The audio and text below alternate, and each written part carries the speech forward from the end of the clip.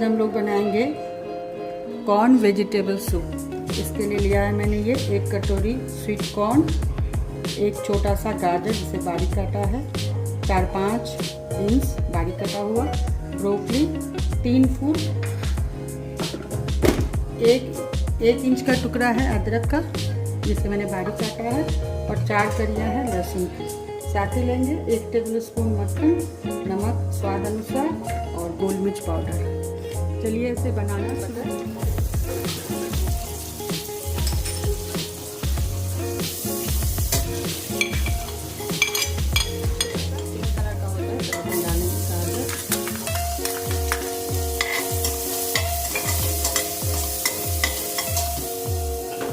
अब डाल देंगे ब्रोकली, साथ ही कॉर्न,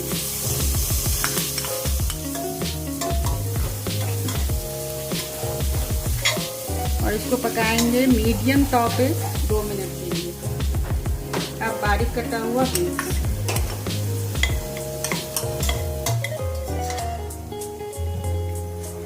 ये 1 कप पानी,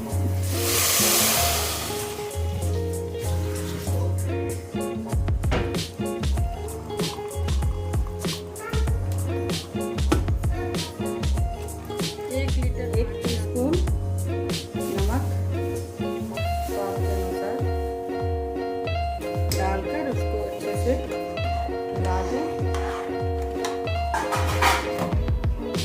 ढककर 10 मिनट के लिए।